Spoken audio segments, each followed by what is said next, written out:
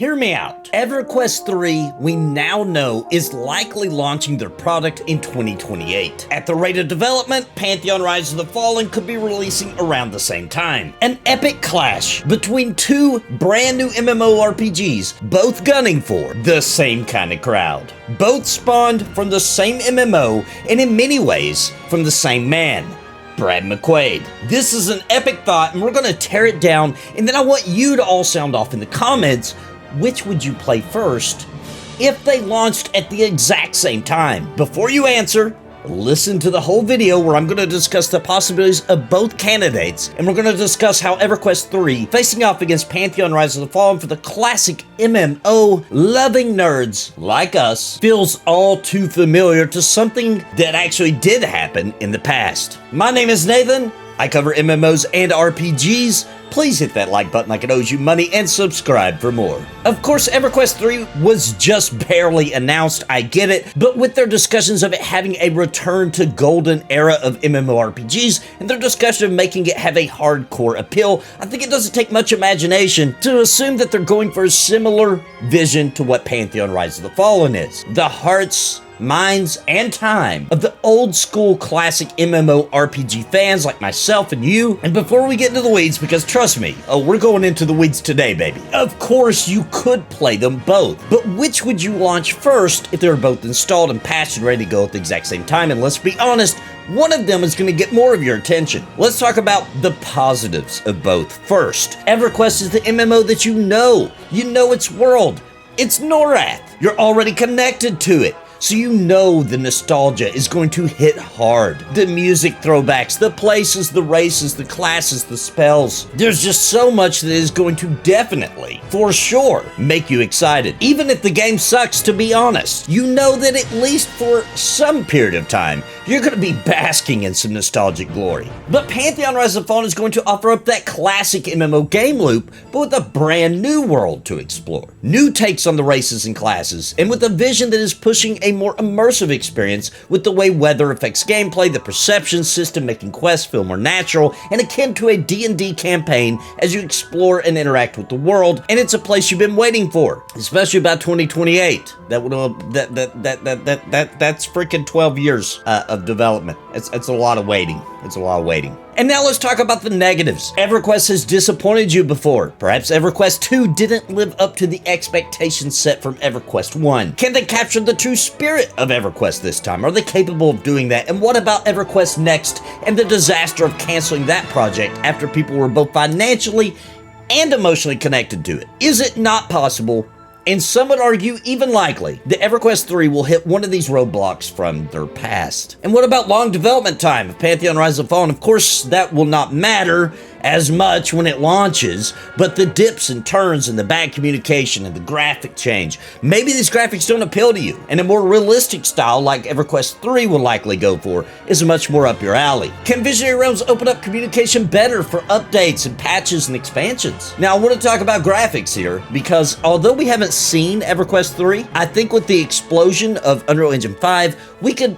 definitely assume that EverQuest 3 will be on the Unreal Engine, meaning high fidelity, realistic graphics are likely. This will pit EverQuest 3 against Pantheon's more stylized and watercolor tone. And yes, let's just say it like it is, more cartoony looking graphics. Will EverQuest 3 get bogged down by system requirements with their fancy new graphics, whereas Pantheon will run like a champ on even low-end machines? This seems possible and is worth considering. Who wins in these situations? Well, when EverQuest 2 faced off against World of Warcraft in 2004 with both of their launches right on top of each other, it was the MMO war like we've never seen before. EverQuest 2 had top-notch graphics at the time, and it was blowing the lids off of our little EverQuest fans' tops, and we couldn't believe technology would allow for a new MMO to look this good. But it took big performance hits. Whereas World of Warcraft went the route of performance and reliability. This wasn't the only reason, of course, that World of Warcraft won that MMO race, but it was certainly a piece of the puzzle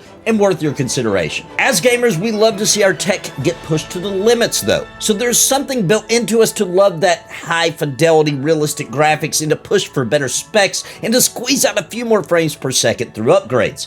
But if we can't run it good, we will choose the better performance 9 out of 10 times. Of course, for the sake of the discussion, we're talking about EverQuest 3 and Pantheon releasing in 2028, you have to remember, when likely pushing Unreal Engine 5 graphics will not be that big of a deal for most hardware at that time, but it's still worth considering. Now let's talk about gameplay, the most important things here. Now, for the sake of argument, and since neither EverQuest 3 nor Pantheon is launched at the time of this video, we're going to make some concessions here so that we can vote in the comments properly. Let's say EverQuest 3 launches with the fundamentals of the original EverQuest. The journey matters. They have revamped the world to still feel familiar, but new.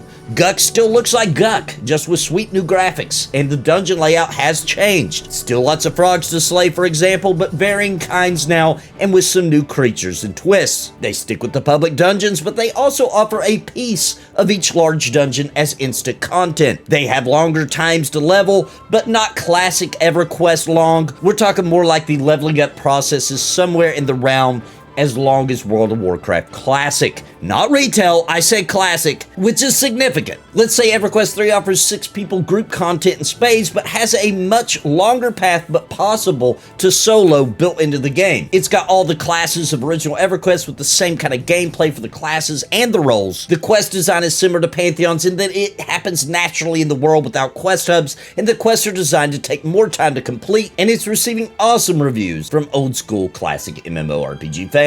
Alright, now let's do some assumptions for Pantheon. Pantheon releases with everything they promised, a full perception system allowing you to skill it up in different classes and races, able to do their own unique things in the world. It's got climbing, it's got the focus on group content, open dungeons, and the only instancing in the game is during raid boss fights. It's got a full weather system that affects not just the graphics, but spells and creatures. All the content was built with the roles in mind, tanks, healers, DPS, and crowd control, and due to the graphic change, it runs extremely well and smooth, and they even managed to get the Bard and the Necro in at launch. Pantheon stands by that although soloing is something you can do, is extremely difficult, and grouping is king for the content. Pantheon boasts continents filled to the brim with interaction, and every single place is brand new. You have to uncover the lore and the story through exploration, discovery, and unlike EverQuest, you will not already have preconceived notions on what and how everything should work. Pantheon promises the feels of classic MMORPGs, but in a brand new package. And now before we go any further, let's explore something important: cash shops. Yes, EverQuest 3 launches with a cash shop, but at launch, it's extremely fair. Cosmetics and a couple of quality of life things like maybe some pots to speed up crafting, but no XP pots. Not yet. They are saving that for the first expansion. And yes, although EverQuest 3 launches without Chronos, it's coming any day now. On the other hand, being an indie title, Pantheon launches without cash shops. It's just a subscription and everything is earned in-game. Due to the push from Brad McQuaid and his vision, they have no intentions to ever change it. Now, this is fair to say because even during the EverQuest 3 meeting, monetization was definitely brought up, and there will be a cash shop in EverQuest 3, whereas Pantheon is still sticking to their guns that they won't do one. So this is a fair assumption here. I'm not trying to bend or change your opinion. And I do believe that that does put a spin on things. At least I think it does, but does it? That's up for you to decide. Looking at both EverQuest 3 and Pantheon Rise of Fallen in their perfect state, living up to the potential each has of their visions, who would really win between the two? Who would steal your heart and run away with it? In this world where both titles coexist, one of them is going to steal more of your time, more of your attention, and eventually, if not immediately, going to steal your beating, nerdy little heart. It's an exciting prospect. EverQuest 3 versus Pantheon Rise of Fallen, and we live in a world where it's looking like both of these will one day be a real thing and a real decision we will have to make. Even if we do play them both, one of them is going to squeak out and become the true king of the classically spirited MMORPGs. Which would you choose? What other factors can you conceive that will impact your decision? Please sound off in the comments which of the two you would play first. If they're both installed and ready to play at the exact same time, you gotta click one of them. Will you go for full nostalgia and choose EverQuest 3? Or will you go with something exciting, fresh, and new like Pantheon Rise of Fallen?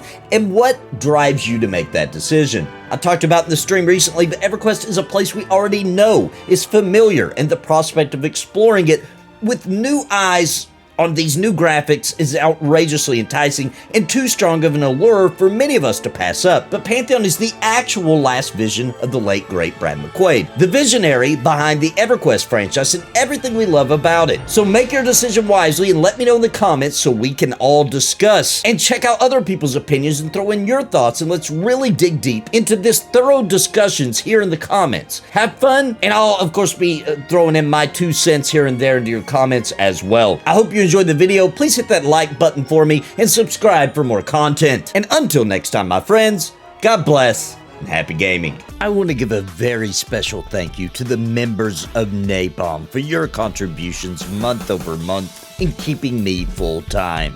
You help me pay the bills so I can keep streaming and pumping out content, and I truly appreciate all of you. Thank you so much, and I think you might be interested in becoming a member of the channel. Please click the join button down below the video for more information and join our family. And I want to give an extremely big shout out to the Lords of Napalm: Bounty Code, Jared Woodhouse, Daimlos, Sparrow, Random Rob, Zelik Lived, Rodney Mom, Gallery Moonsong, What's the Takeaway, Trips, Bad Wolf Gaming, Chrono Guru, Cobalt, William Long, Ohalo, and Robert Daneka. Thank you for your highest tier membership.